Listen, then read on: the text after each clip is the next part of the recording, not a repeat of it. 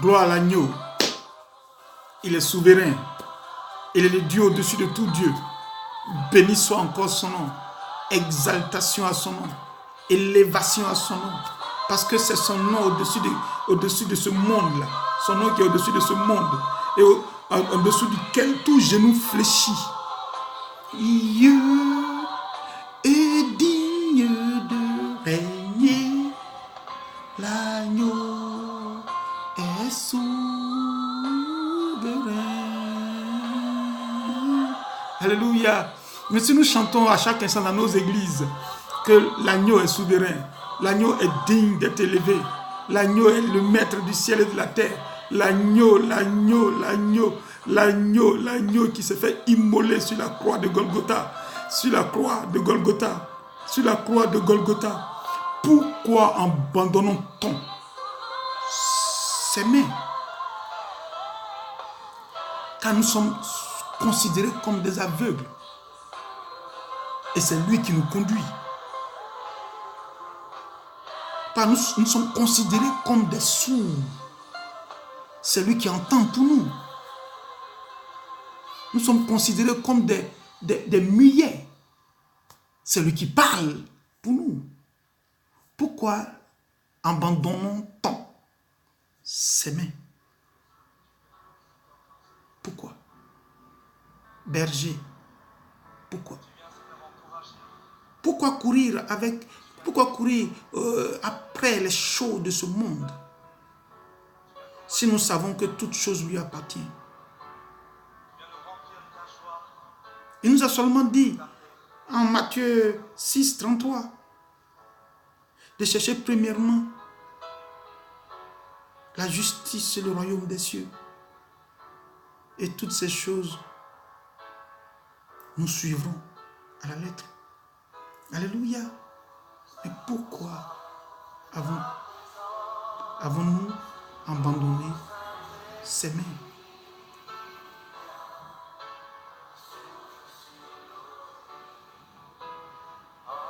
Pourquoi? Pourquoi? Je pose cette question pour vous et moi, en tant que pasteur, en tant que prophète, en tant que berger en un mot. Pourquoi? Les choses du monde nous ont fait perdre le royaume des cieux. Tout en voulant gagner les choses de ce monde ici. On va entrer quand même dans les détails. On va se baser toujours sur 1 Roi 22.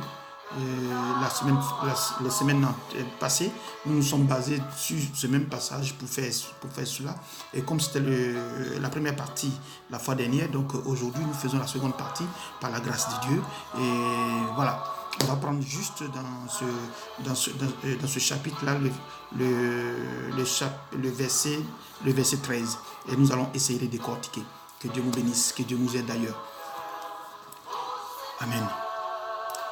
Le passage 13 de 22 du roi, de 1 roi, nous dit: le messager qui était allé appeler Michée lui parla ainsi: voici, les prophètes d'un commun accord prophétisent du bien au roi. Que ta parole soit donc comme la parole de chacun d'eux. Annonce du bien. Amen. Vous savez un peu ce qui s'est passé, parce qu'en fait, avec Josaphat et son collègue roi, voilà comment ils sont pris. Bon, Josaphat a dit, voilà, donc on va faire ça. Et le roi a dit, bon, allez me chercher. D'abord, allez me chercher. Donc, ils sont allés chercher. Il dit, est-ce que vous voyez? Et donc, Michée va venir, parce que Josaphat lui avait demandé, est-ce qu'il n'y a pas un roi ici? Parce que les autres avaient déjà prophétisé. Et donc, les prophéties données n'arrivaient pas à convaincre Josaphat. Et donc, Josaphat a demandé à ce qu'on cherche un prophète qui est capable de donner. Donc, je vous avais expliqué dans la vidéo passée comment est-ce que ces prophètes ne sont pas arrivés à convaincre. Et donc, on va chercher quelqu'un qui est censé connaître la parole, qui est censé être en connexion avec Dieu. Donc, du nom de Michée. Et voilà ce que celui qui allait chercher Michée va lui dire. On dit, celui qui allait chercher Michée parla ici. Ainsi, ça veut dire déjà qu'il y a eu une influence quelque part. Il y a une intimidation quelque part. Il y a une imposition, de son autorité quelque part. Il y a quelque chose qui cloche pas. Il y a quelque chose qui n'est pas correct. Il y a quelque chose qui n'est pas correct. Il y a le fait de vouloir effrayer. Il y a le fait, non seulement de vouloir effrayer, il y a le fait de vouloir imposer sa force. Voilà pourquoi il dit ainsi. Or, aujourd'hui, nous avons des groupes de personnes qui s'associent, des groupes de personnes dites pasteurs, qui s'associent et ils mettent à leur tête le plus verbeux, le plus prolixe. Donc, qui a un débit de parole pas possible. Donc, qui se dit qu'il est au-delà de tout. Parce qu'en fait, il parle assez. Et quand il parle assez, on se dit non, il est bon. Parce qu'il peut non seulement agencer des verbes, mais son débit est fort. Et donc, à partir de là, déjà, on dit que bon, c'est un bon type, c'est un bon gars, c'est comme ça, c'est qu'il peut convaincre, c'est qu'il peut parler. Et donc, déjà, et puis, voilà, et puis, autour de lui, il fait un groupe de personnes. Donc, là, c'est lui seul qui devient l'interlocuteur de l'État. Et encore, à savoir si l'État est l'état normal des choses. Parce que tel qu'une personne vient, quand une personne vient au pouvoir, sa façon de venir déteint sur son entourage. Donc, s'il est venu à partir des fétiches, vous allez voir que tous ceux qui sont là sont des fétiches. Donc, c'est le cas d'Akab. Akab, quand il est venu, il n'est pas venu avec la bonne adoration. Il est venu avec la mauvaise adoration de son père Omri, de son grand-père et avec celui de son grand-père Jéroboam. Et en plus de cela, il a fait une alliance avec Jézabel. Donc, il s'est marié avec Jézabel. Donc, ça veut dire que tout ça était déjà satanique. Donc, tous ceux qui étaient autour étaient déjà des satanistes. Alors donc, qu'est-ce qu'on va dire? On va dire que quand un président est là, s'il est catholique, tout est catholique. Quand il est évangélique, tout est évangélique. Quand il est voilà. Est-ce que vous voyez un peu de quoi je parle? Donc, s'il est fétichiste, s'il est animiste, tout est animiste autour de lui. Il va certainement travailler avec un certain nombre de personnes, mais il va les corrompre. Et c'est ce qui va se passer. Donc, quand dans nos nations, quand ils sont entrés, ils ont essayé de récupérer un certain nombre de personnes et ces personnes-là se sont organisées en groupes de pasteurs. Et ces groupes de pasteurs-là, aujourd'hui, ont des loubards. Et donc, vous allez voir que quand le petit est mort, quand on devait aller le ressusciter, il y a des personnes qui se sont proposées à pouvoir organiser la chose. Mais en organisant la chose, ils ont demandé à ce qu'on accompagne le monsieur avec 600 microbes. Non, 600 Chinois fâchés et 100 microbes bien énervés. Sélectionnés dans toutes les 10 communes de la côte d'Abidjan. Donc vous comprenez que ces personnes-là déjà étaient dans une gamme. Étaient dans leur optique, c'était de ne pas donner vie au miracle de Dieu. Et donc ils l'ont effrayé. Et donc en parlant ainsi du verset, ainsi, en parlant déjà, le ainsi te dit, il y a déjà une intimidation, il y a déjà une tentative d'effrayement, il y a de pouvoir effrayer quelqu'un, il y a déjà une comment on appelle ça,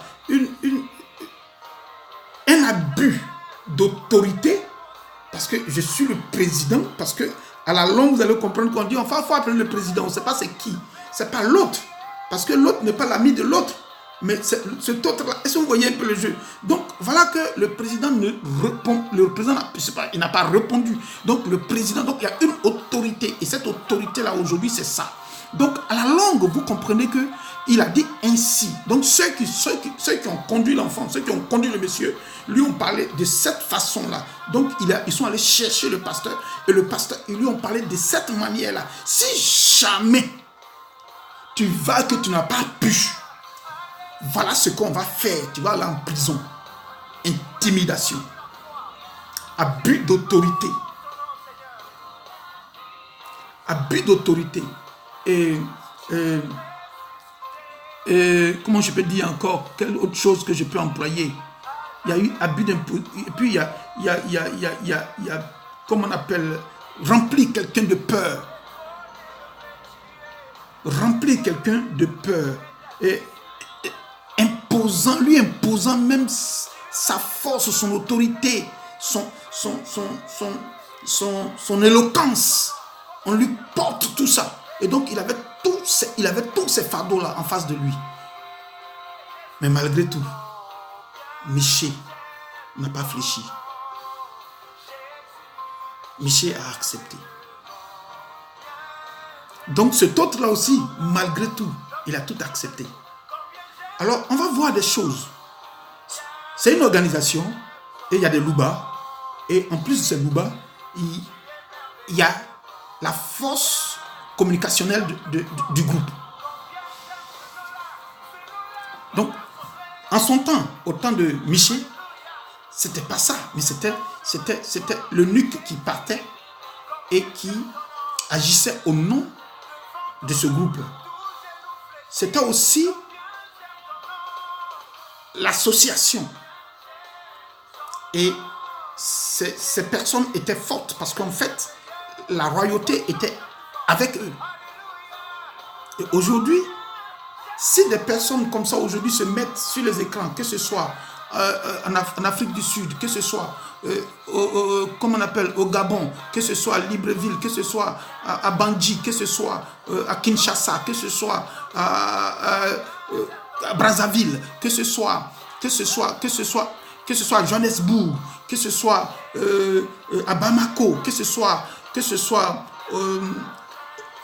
à Ouagadougou, que ce soit à Abidjan, ces personnes sont organisées de sorte que à chaque instant qu'ils veulent obtenir quelque chose, ils l'obtiennent en jouant sur, en influençant les autres, en intimidant les autres, en leur faisant véritablement peur. Donc, ils envoient le monsieur et ils lui disent, et voilà comment il parle, ainsi. Il dit, voici, donc tu ne feras pas ça. Parce qu'ils sont en connivence avec l'autorité, en connivence avec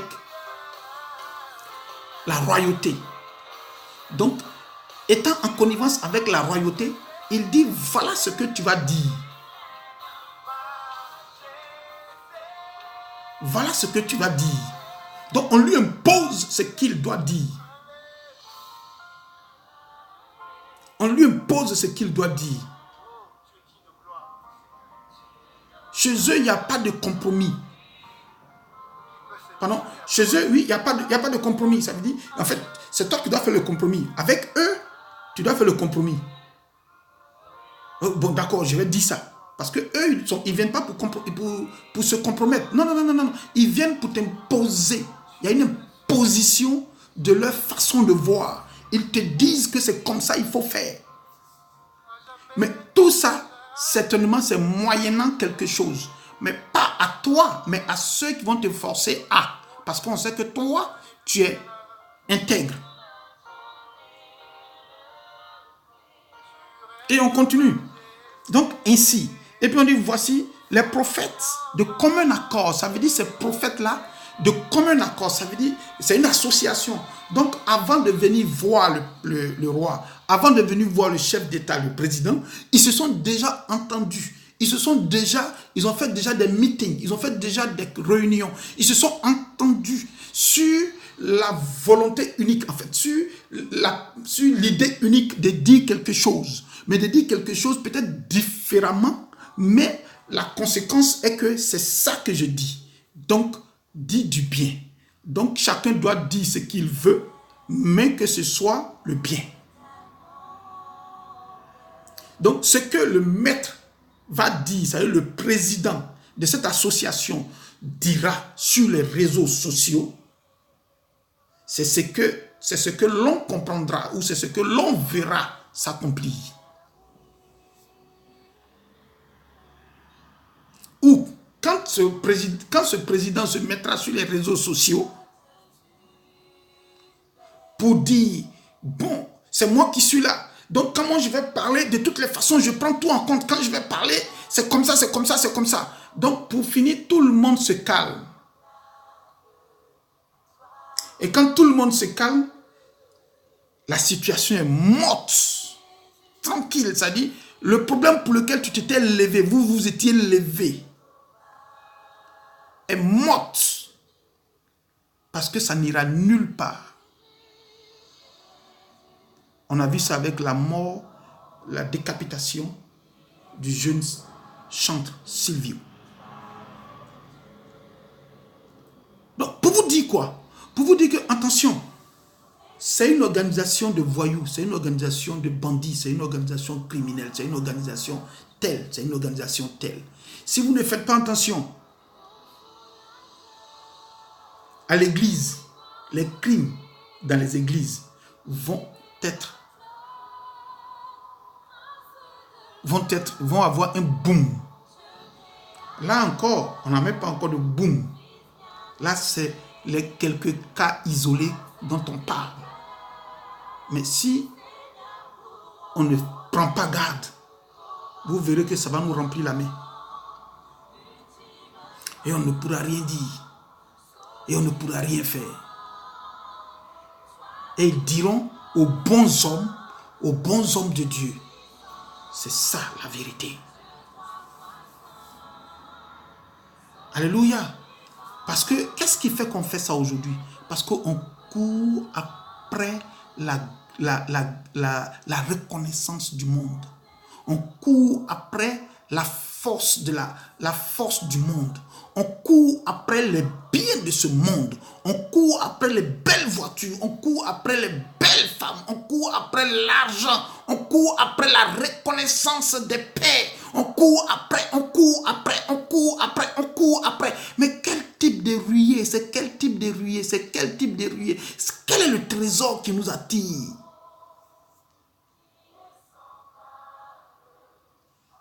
Mais, si c'est l'or, mais tu n'auras rien quand tu vas mourir. Tu n'iras jamais avec l'or. Les belles voitures, tu n'iras jamais avec les belles voitures. Jamais tu n'iras avec les belles voitures. Si c'est l'argent, mais tu n'iras nulle part avec tout cet argent. La preuve, aujourd'hui on a vu le petit qui est décédé. Il a de ses voitures. On ne l'a pas enterré avec. Il a l'argent. On ne l'a pas enterré avec. C'est resté. Mais c'est pour qui c'est resté? Donc, mon frère, regardons. Ne sois pas celui-là qui court après ces belles choses. Parce que tous, un jour viendra. Chacun à son tour mourra. Parce que c'est le seul rendez-vous. Je vous assure que c'est le seul rendez-vous que personne ne va rater.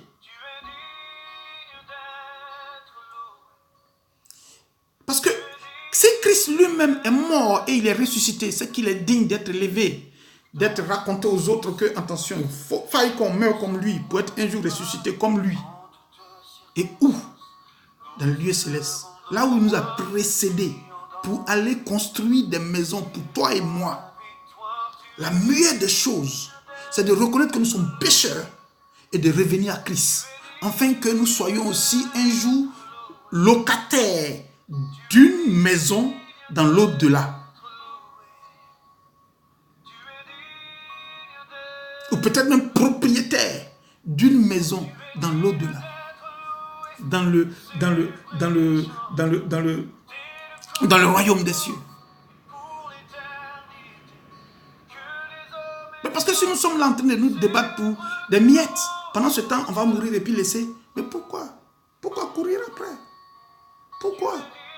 C'est bon, c'est vrai. On n'a jamais te dit que l'argent n'est pas bon. L'argent nous sert.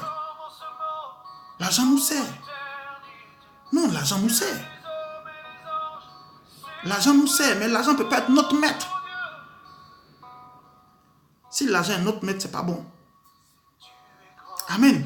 Donc, les bergers de ce temps-là, les bergers de ce temps, les faucons de ce temps, les aigles de ce temps disent qu'ils sont des aigles parce qu'ils brassent des millions.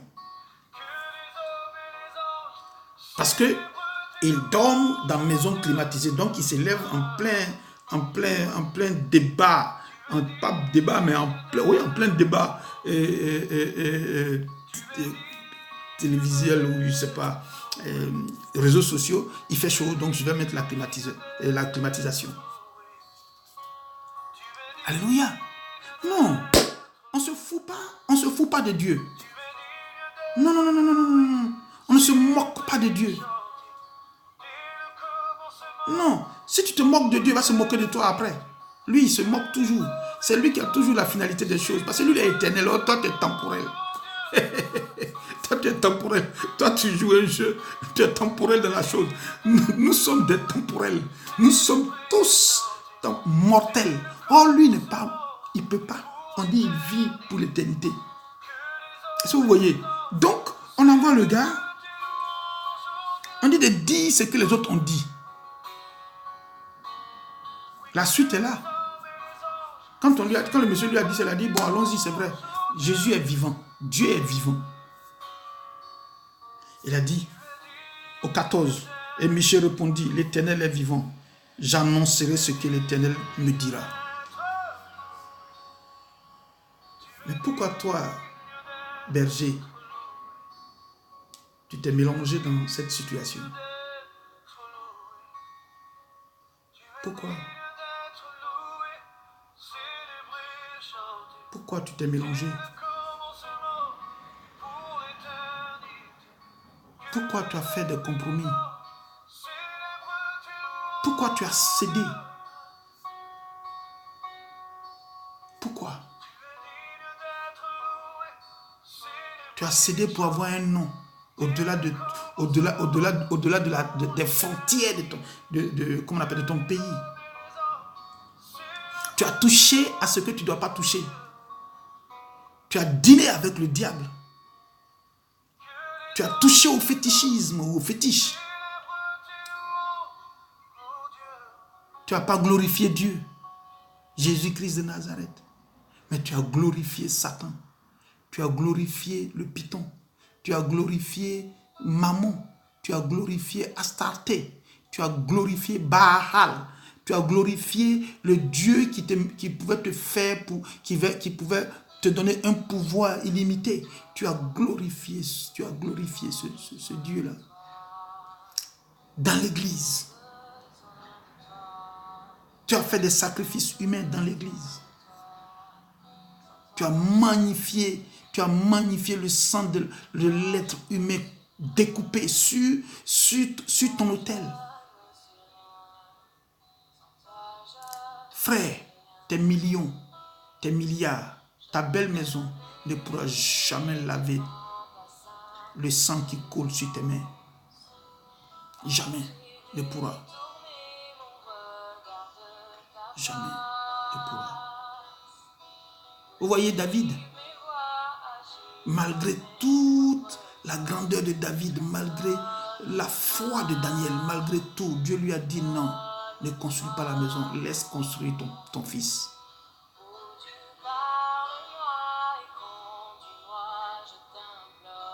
Tu vois, tu as attrapé d'autres choses. Et ces choses-là sont aussi temporelles. Tu as fait de l'argent, ton Dieu. On va lire ça dans Psaume, je crois bien. Psaume 115. Psaume 115. Psaume 115. Rapidement, Psaume 115. Psaume 115 à son passage 3, je crois, et 4. Bon, on va prendre au 2. On dit, pourquoi les nations diraient-elles, où donc est leur Dieu? Notre Dieu est au ciel. Il fait tout ce qu'il veut. Leurs idoles sont l'argent et l'or. Elles sont l'ouvrage de la main de l'homme. Ça dit, les peuples du monde, là, eux disent, mais vous parlez de votre Dieu, Jésus, là, où il est? Est-ce que tu vois? Où il est? Et on lui répond, notre Dieu est en haut, il est dans le ciel. Mais vous avez fait de l'argent et de l'or votre Dieu. Et puis, non seulement ça, c'est l'ouvrage de l'homme, des mains de l'homme. Est-ce que tu vois? Donc, vous êtes perdus. Et ça, c'est difficile pour toi et moi aujourd'hui. C'est ce qui fait que les choses ne vont pas. Mais pour toi, comme tu manges, tu crois que tu es à l'aise. Mais tu n'es pas à l'aise. Tu es en train de t'empoisonner. C'est vrai que tu parles beaucoup, que nous parlons beaucoup, que ces gens-là parlent beaucoup sur les réseaux sociaux. Tout le monde, c'est moi le Dieu, c'est moi. Et donc, même vous-même, vous avez vu que, oui, on se fait même appeler aigle parce qu'on a les visions de l'aigle. Frère, faut pas te mentir. Parce que la vision de l'aigle que l'on a, il faut comprendre, à chaque instant, les hommes parlent de vision de l'aigle, vision de l'aigle, vision de l'aigle. Mais attends là. Tu sais ce que c'est que l'aigle? L'aigle, il a sa période de mutation. Est-ce que toi, tu peux supporter ce que l'aigle fait?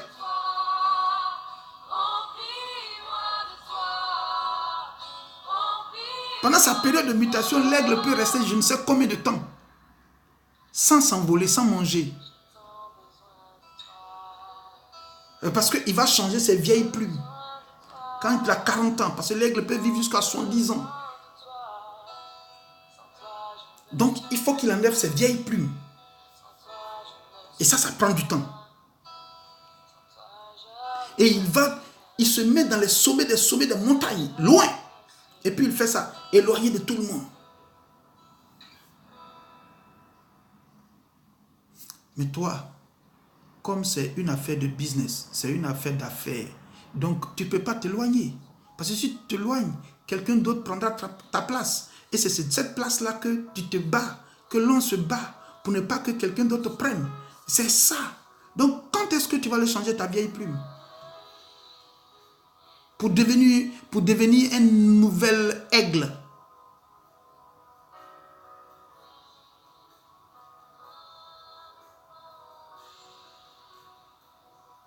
Quand est-ce que, pour prendre ton envol, quand est-ce que tu vas changer tes vieilles plumes? Tu ne peux pas. Quand est-ce que tu vas te dire, bon, aujourd'hui, là, j'ai au moins 2-3 semaines de jeûne à sec. Parce que l'aigle, pour manger, il faut qu'il déchiquette à partir de son bec. Mais c'est ce même bec-là qu'il va prendre pour taper la roche, le rocher comme ça, pour enlever. Il a quelle force encore pour manger? Oh, toi, ce sera difficile pour toi. Parce que toi, dès que même on envoie les enfants qui viennent avec l'argent, ou que l'enfant qui est à la maison qui te dit aujourd'hui, moi j'arrête, je m'en vais ailleurs, il y a une malédiction qui naît. Tu ne peux pas. C'est cerf. Il faut qu'il taille, il faut qu'il renouvelle. Donc, on ne se dit pas aigle pour se dire aigle. Dans l'affaire de aigle, là, il y a souffrance, il y a galère, il y a difficulté.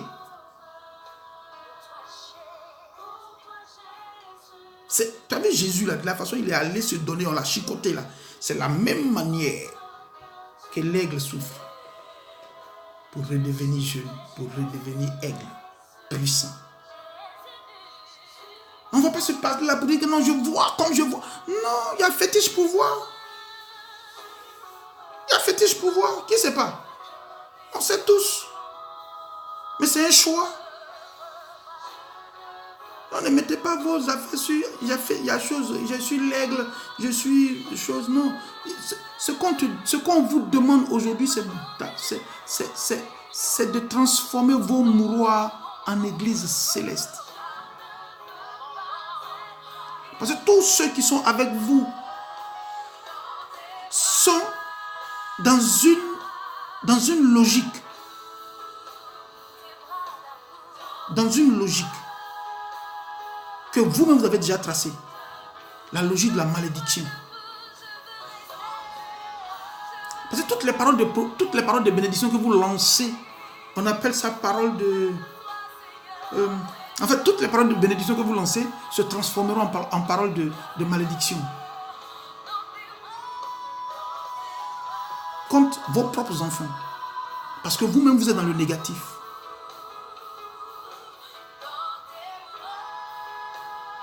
Parce que vous-même, vous êtes dans le négatif. Ces paroles-là sont appelées des paroles d'affront. Parce que vous lancez des défis. Vous lancez des défis à un Dieu que vous savez vivant. À un Dieu que vous savez vivant. Mais vous lancez un défi. Parce que à la base, ce n'est pas lui. Et maintenant, vous utilisez son nom. Pourquoi? C'est un défi. Ça va se transformer en blessure, ça va se transformer en accident, ça va se transformer. Ça dépend des activités dans lesquelles les enfants sont.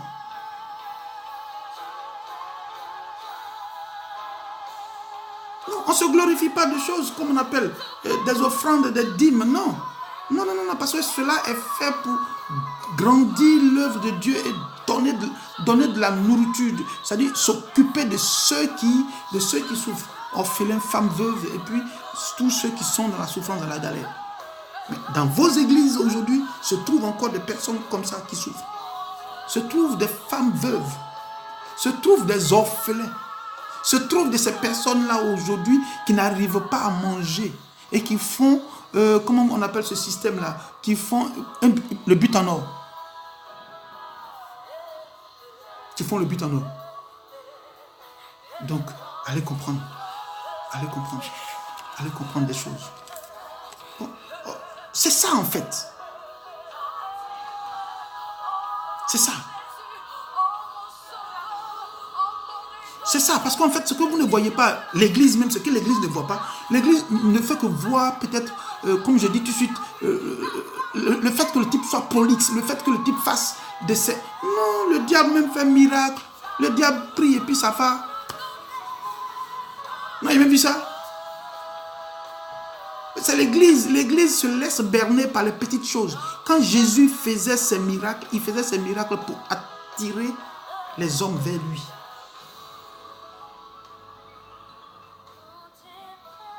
Si vous voyez, il faisait ça pour attirer. Il faisait ça quotidiennement. C'est-à-dire qu'à chaque minute, il y a des miracles. À chaque minute, il y a des miracles. À chaque minute, il y a des miracles. Non, Jésus n'a jamais parlé de kits. Allons-y quelque part, donnez-moi les kits. Kits. Non, c'est des sottises.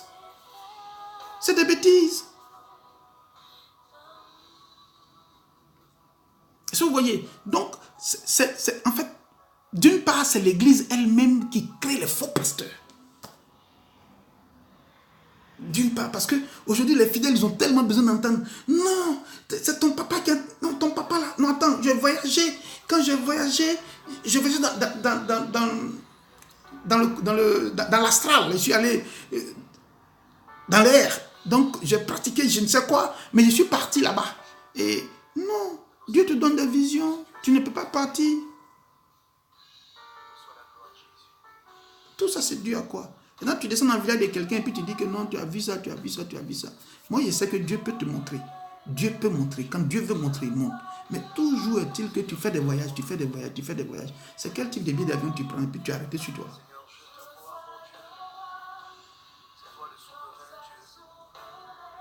Donc, essayons de revoir. C'est là les faux pasteurs. Mais je vais vous donner juste 2 ou 3 faux pasteurs. Et puis, bon, on va se dire merci pour cette première partie. Et puis, on va chercher une autre fois, par la grâce de Dieu, pour vous parler de Géasi. Et là encore, c'est encore le même thème, à peu près le même thème, les faux pasteurs. Alléluia. Donc, on va faire... Et on va se baser pour parler des faux pasteurs là, on va prendre des noms et puis on va aller avec. Je crois bien que je vais introduire ça rapidement. Vous savez,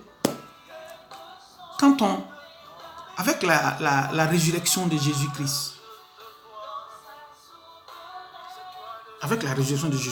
regarde ce qui s'est passé. On va prendre Matthieu 28.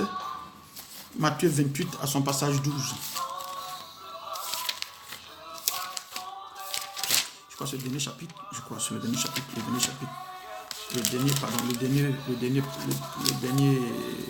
Le dernier, oui, chapitre. Ok. Donc, à son passage 12, qui dit quoi? On dit ceci, après être assemblé avec les anciens et avoir tenu conseil, donnait aux soldats une forte somme d'argent. Comme je peux le dire clairement,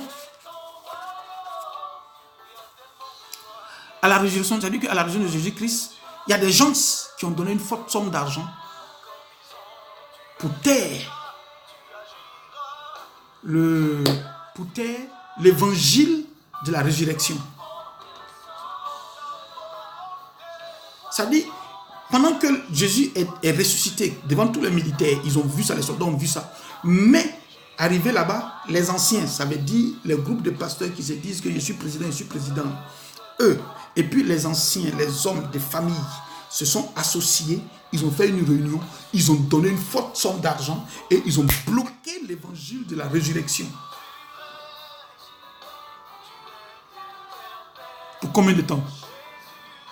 Donc, comprenez qu'il y a des personnes, il y a des hommes dans ce monde, il y a des personnes, il y a des hommes de Dieu dans ce monde qui peuvent bloquer l'avancée de l'évangile, qui peuvent bloquer l'avancée de la parole de Christ, qui peuvent bloquer la puissance du sang de Christ, qui peuvent bloquer de par leur argent. Parce qu'à chaque instant, ils vous disent, j'ai l'argent, je touche, j'ai fait 700 millions, j'ai fait 25 millions, j'ai fait 10 millions, j'ai l'argent. Donc, au travers de ça, ils vous appellent, en fait, ils vous endorment et ils vous demandent de passer à la facilité. La facilité, c'est quoi? C'est que vous remarquez que si un grand homme, si soi-disant grand homme, se met au devant de là et puis il vous dit que j'ai l'argent, il vous montre des millions. Il vous montre des millions. Qu'est-ce que les enfants vont penser? Ils vont penser qu'avoir les millions, c'est facile. Donc, le broutage. C'est ce qui fait que vous voyez aujourd'hui, c'est érigé en affaire. Le broutage est une grosse affaire dans les pays que nous savons. Que ce soit Abidjan, que ce soit au Nigeria, que ce soit je ne sais où encore. Tout est fait, même au Togo, tout est fait pour ça. Parce que dans les églises aujourd'hui, rien ne règne. Sauf Satan qui y règne. Donc, incitation à la facilité. Et ça permet de vous endormir beaucoup plus. C'est-à-dire que de tuer votre conscience en vous organisant beaucoup plus de distractions à la télévision. Beaucoup plus de distractions, ça veut dire qu'on n'a pas besoin de vous former, on a besoin de vous détruire. Et vous détruire en vous montrant de ces films de 19h, de ces films, de ces matchs, de ces trucs. J'ai remarqué un truc en Europe ici, pour que tu regardes choses comme on appelle Champions League. c'est un abonnement. Oh, là-bas, c'est pas un abonnement. Pourquoi ils font ça cadeau? Ils peuvent donner 2 milliards, 3 milliards pour les chaînes, pour ces films-là, pour ces trucs-là, mais vous, on vous tue parce qu'en fait, on vous dit, asseyez-vous et ayez des discussions telles que entre Eto'o et Drogba qui gagnent beaucoup d'argent, ou entre Cristiano et comment on appelle Messi qui dribble, c'est des débats fous, c'est des débats creux. Chacun, eux, ils savent. Messi a sa technique, et l'autre, comment on appelle, Cristiano a sa technique. Puis bon, les deux vont. Ils font leur show. Ils ont leur gain. Point barre. Le reste, ils s'en foutent. Mais on vous endort. C'est une situation qui est faite pour vous endormir. Pour ne pas que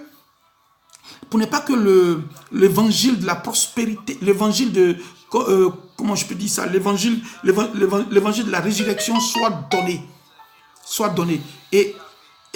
Et ces mêmes personnes peuvent aller jusqu'à protéger même ceux-là même qui sont censés créer de ces distractions. Vous voyez aujourd'hui, celui qui crée une distraction, il a même sa cohorte de protecteurs.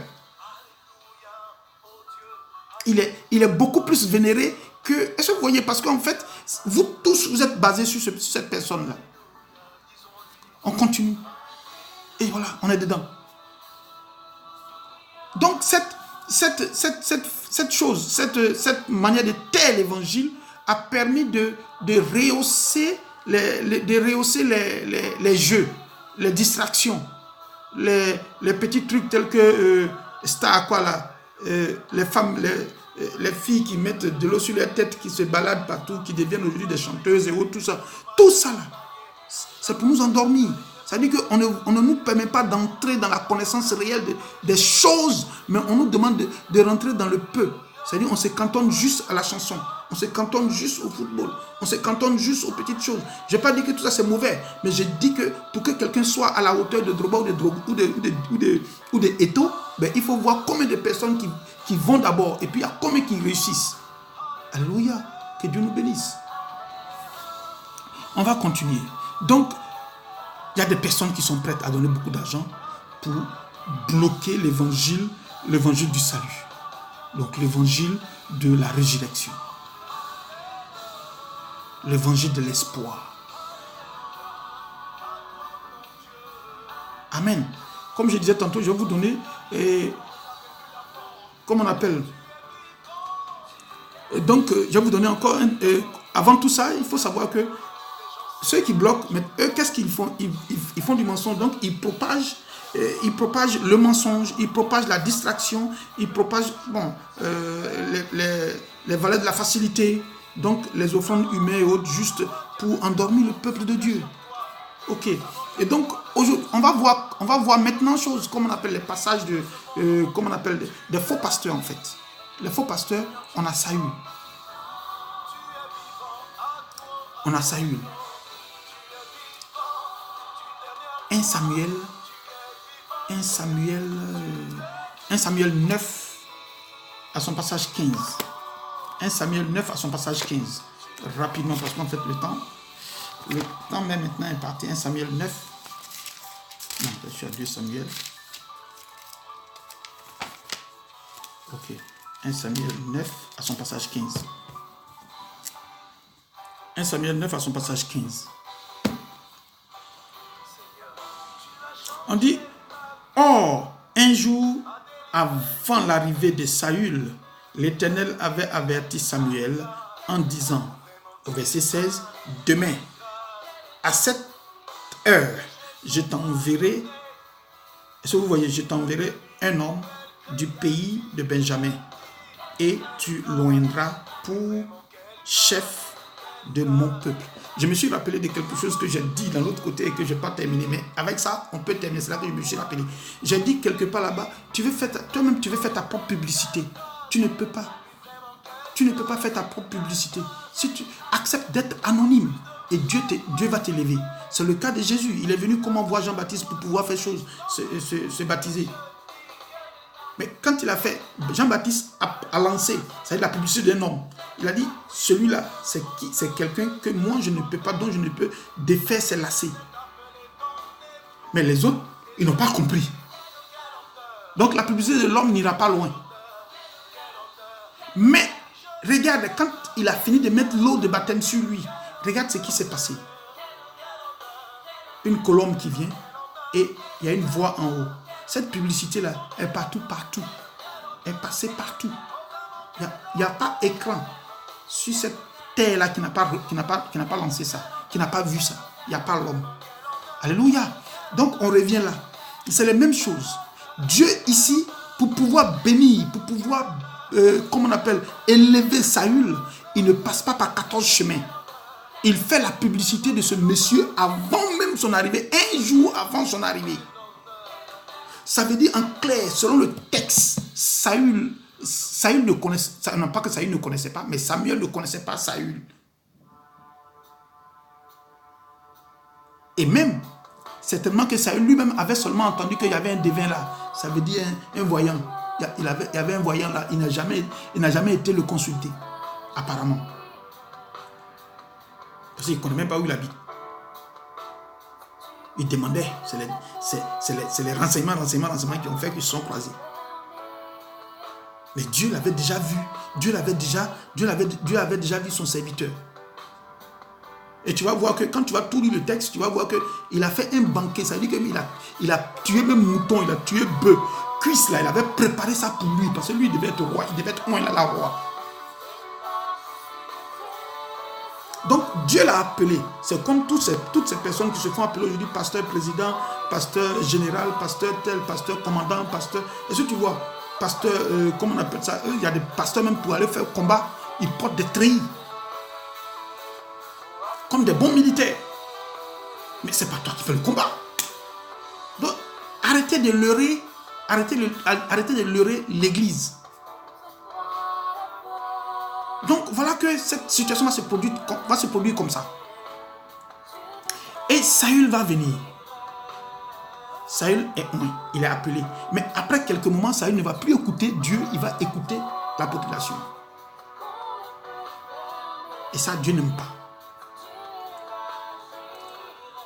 Saül ne va plus voir l'intérêt de Dieu, il va voir son intérêt. Saül, il va même envoyer ses filles se prostituer pour lui envoyer du sou. Et les jeunes hommes à la facilité. Alors on me dit, mais c'est où? Mais Saül a donné sa fille à David, et après David, là, qu'est-ce qu'il a demandé? Il a demandé à ce que sa fille lui remette le retour, parce que c'est sa fille, et lui, en tant que chef, il se disait que le petit David voulait son poste, donc il faut que sa fille vende l'enfant. Mais si elle finit de vendre ça, elle va aller où? Elle va se marier encore. C'est pas une prostitution.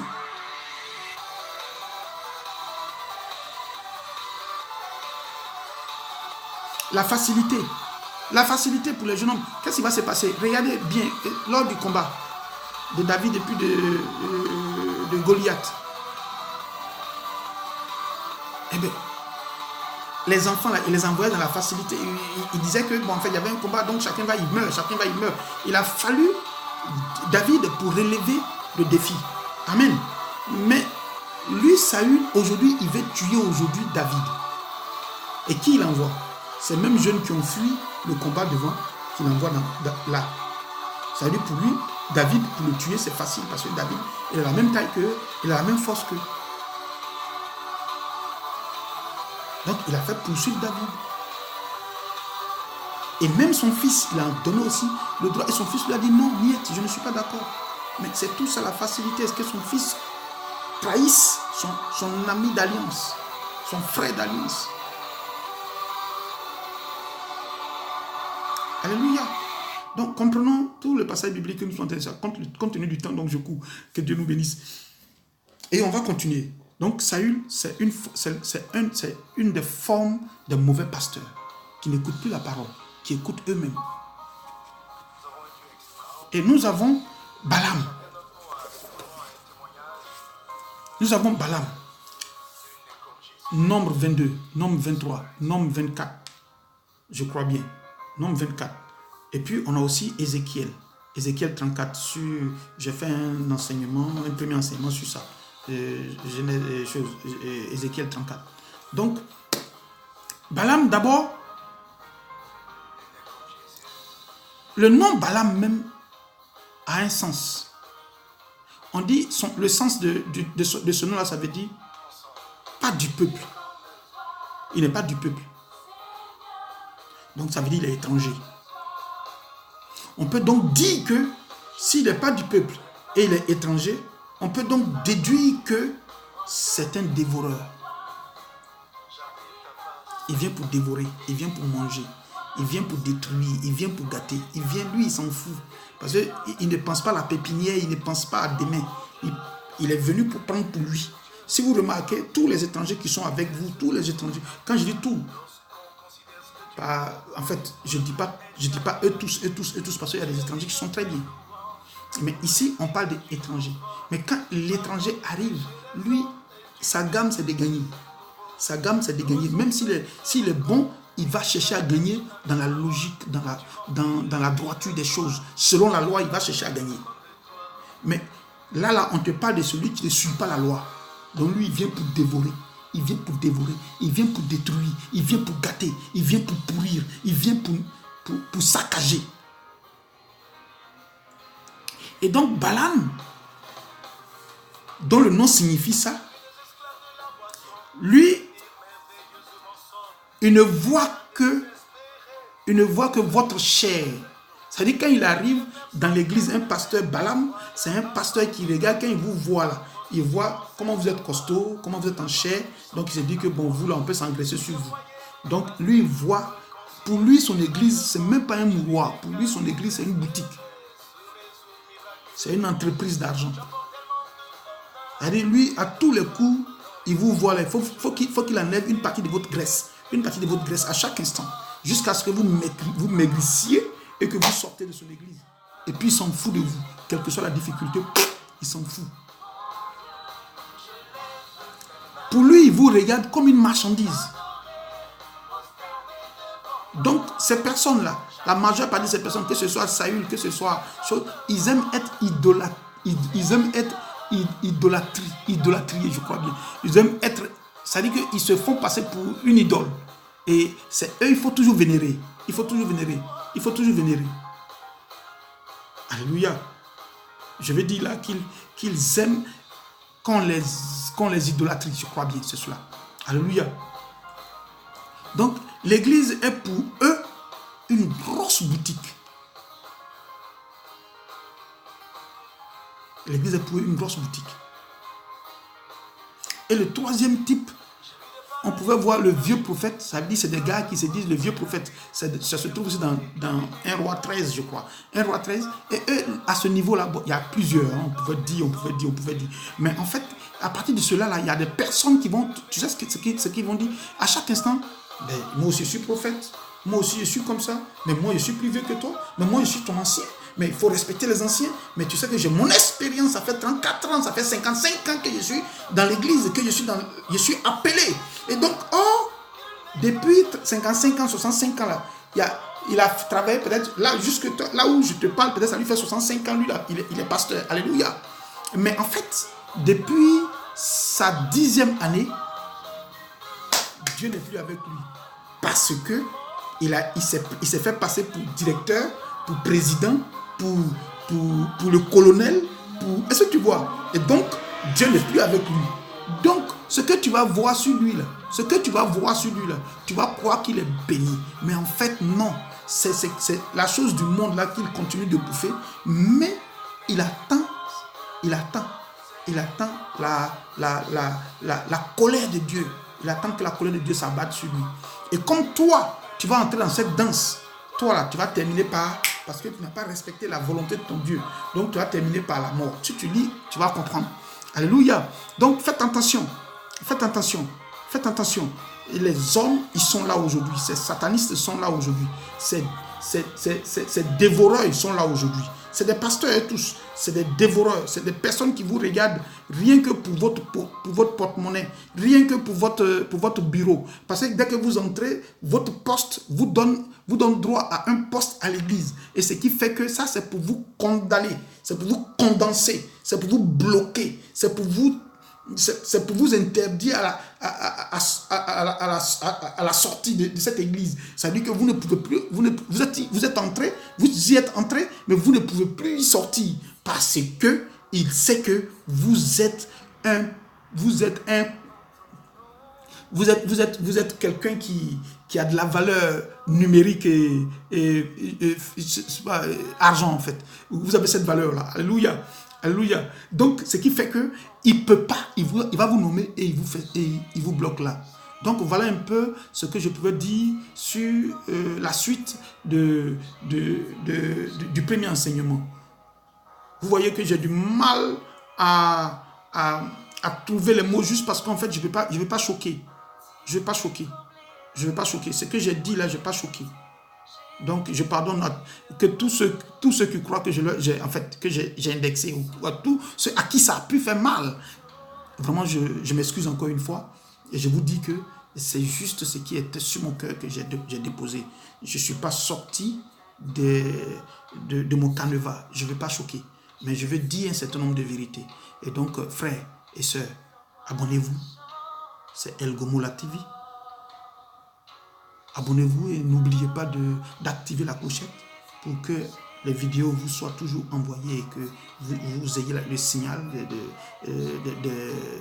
des futures vidéos. Dieu vous bénisse. Dieu vous bénisse. Ne manquez pas le commentaire. Le commentaire est la chose la plus précieuse pour moi parce que les critiques me construisent. Que Dieu nous aide. Et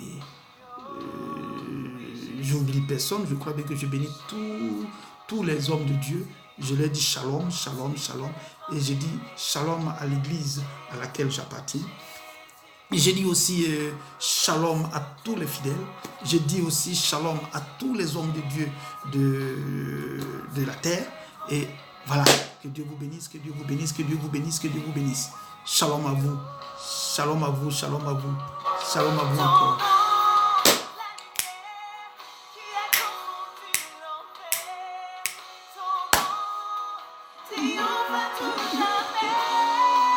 Alléluia. En tout cas, je suis béni.